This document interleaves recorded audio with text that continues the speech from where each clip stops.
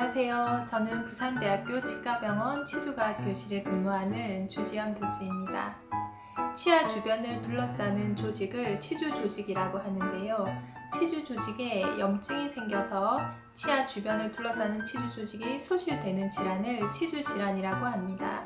이러한 치주 질환은 성인에서 대표적인 발치의 이유가 되기도 하는데요.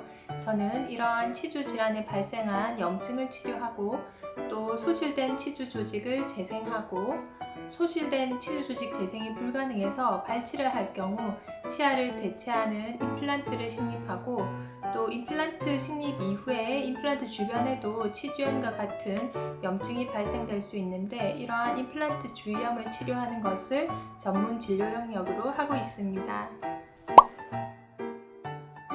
치주 질환은 치술질을 하고 남은 세균성 치태에 의해서 주로 발병되는데요. 세균성 치태란 여러분들이 플라그라고 하는 표현으로 많이 들어보셨을 겁니다. 이러한 플라그가 많이 쌓였을 때 치주 조직에 염증 반응이 일어나서 치주 조직의 소실을 유발할 수 있습니다. 그렇게 되면 치아의 지지가 부실해지는 상태가 되는데요. 그런데 치태가 많이 쌓였다고 해서 치주 질환이 심하게 진행되거나 하는 것은 아니고 치태가 쌓였을 때 사람마다 반응하는 염증의 정도라든지 면역 상태에 따라서 그 발병 정도가 달라지게 됩니다. 이처럼 치주 질환은 환자의 전신 상태와 밀접한 관련이 있다고 생각해 볼 수 있는데요. 반대로 치료되지 않은 치주 조직의 어떤 염증이 전신으로 흘러 들어가서 환자가 기존에 앓고 있던 여러 가지 전신 질환들이 악화되거나 또는 촉발되는 상황도 생길 수 있다고 여러 연구들에서 알려져 있습니다.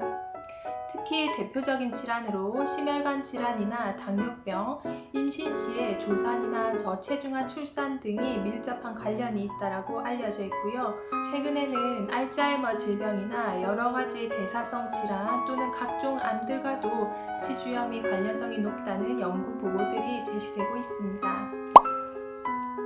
뇌졸중은 뇌 혈관 이상으로 뇌 영역이 손상되는 질환을 말하는데요.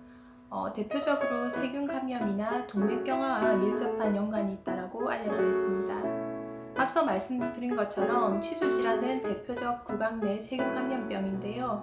치주 질환과 이러한 뇌졸중이 관련성이 높다라는 여러 연구 결과들이 있습니다. 환자 대조군 연구에 따르면 뇌졸중이 있는 환자가 뇌졸중이 없는 환자에 비해서 치주염과 관련되는 지표가 더 악화되는 것으로 보고가 되고 있고요.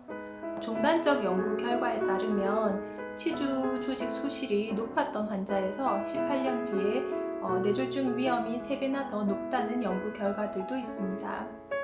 이 두 가지가 연결될 수 있다라는 어떤 가능성에 대해서는 구강 내 치주염과 관련되는 세균 감염이 혈관 내벽을 자극하고 혈점 생성을 촉진해서 뇌졸중 위험성을 높인다는 가설이 가장 유력하다고 알려져 있습니다.